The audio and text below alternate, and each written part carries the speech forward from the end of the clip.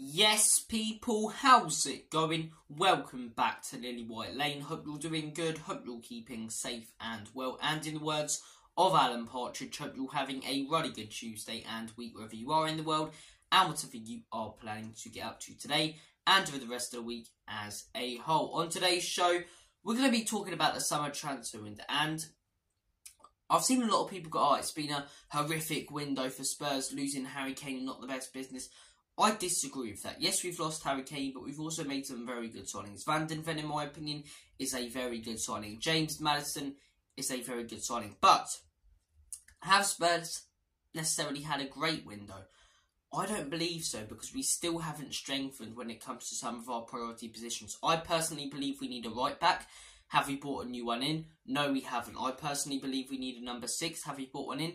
No, we haven't. I personally believe that we need another centre-back. Have we brought one in? No, we haven't. And I personally believe we need another striker. You guys get the baton here. There's still priority positions that need to be strengthened that haven't this summer. And when you look at the fact that there's less than 10 days left of the summer transfer window, it's a little bit worrying, because let's be honest, we're not going to sign all of our priorities. We're not going to sign 4 players in 4 different positions.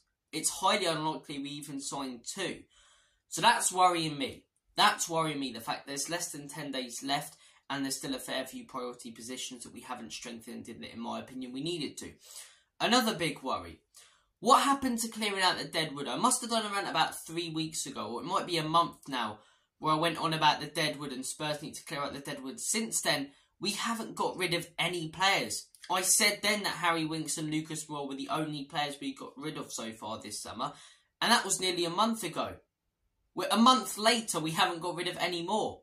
And we started this summer off by hearing reports from Paul O'Keefe and journalists that Spurs are going to have this massive clear out this summer, get rid of everyone. We're going to have all of these players here throughout the season who don't even want to be here and aren't going to get game time because they don't fit into Ange's system, because our owners can't clear them out.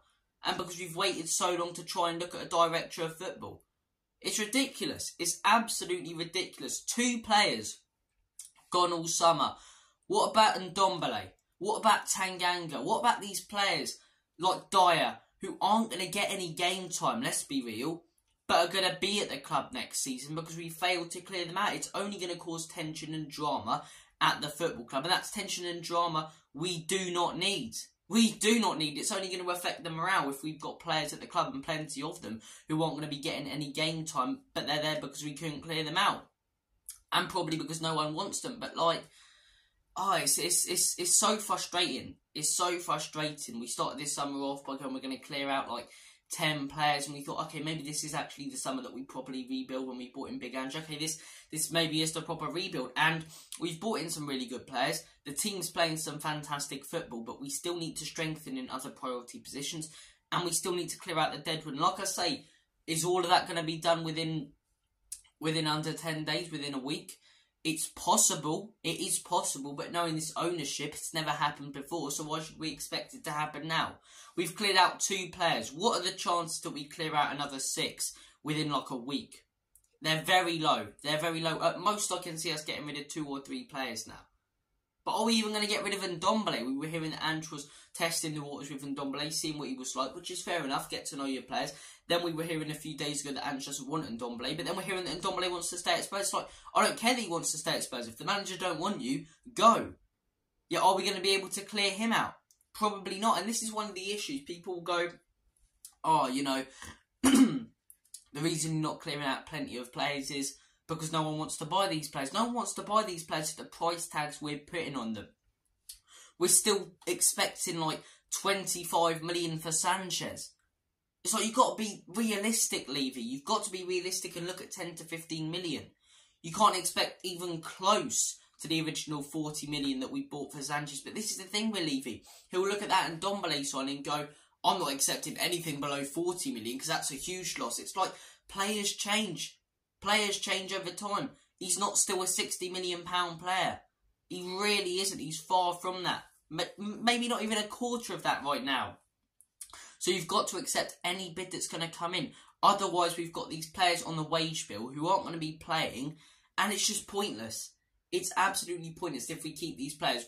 And at the end of the day, yeah, we keep these players, right, and we don't sell them for a much lower price, who's going to buy them for a higher price anyway, and they're just still going to be at the club?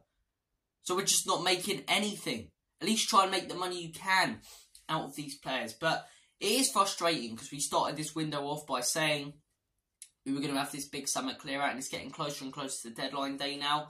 And we've only got rid of 2 players, Lucas Moura and Harry Winks. What about Tanganga? What about Eric Dyer? What about these players? Sergio Reguilon's another one, who Ange doesn't have in his plans or his system, yet are going to be at the football club. I don't get it. I really don't get it. But Brian Hill's another one. There's so many. But look, let's hope we can clear out as many as possible within the next week. Knowing Daniel Levy, will probably at most get 1 or 2 out. But yeah, I mean, like I say, it hasn't been a terrible summer transfer window. It hasn't. I'll evaluate it as a whole. I'll come on here and do a transfer review show. I'll give my thoughts on the whole thing. It hasn't been a horrific transfer window because we've made some really good signings. James Maddison, I think that's a brilliant signing. Van den Ven's a brilliant signing. And you've got players in there who feel like new signings. Udoji, because he was out on loan last season. Bissouma was pretty much a new player and he was injured last season. But, yeah, clearing out the deadwood, we haven't done the job we needed to. And the summer transfer window, I would have rated it a lot higher until Harry Kane left. But Harry Kane's left. That's one of our greatest players ever leaving yet again because he shows more ambition than the football club. And all of these people, I'm not naming anyone specifically because I'm not talking about anyone specifically, but I'm talking about groups of people saying big players move on from club, blah, blah, blah.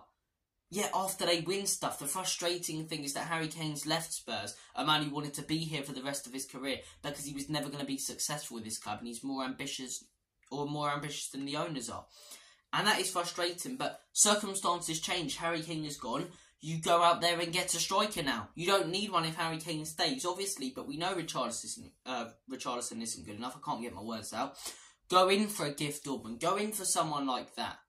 Do you know what I mean? Right back wise, straight away we're seeing that Royal and Porro both have big weaknesses. Porro when it comes to his positioning and defensive ability, and Royal when it comes to pace.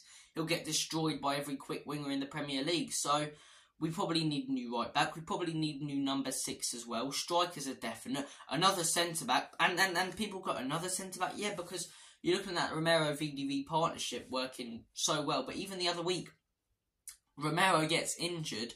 10 minutes in, who's back in the team? Sanchez. That's why we need more depth and quality in those centre-back positions. Ashley Phillips isn't ready. Same with Alejo Veliz in that striker role. He's not ready to step in and be the main man.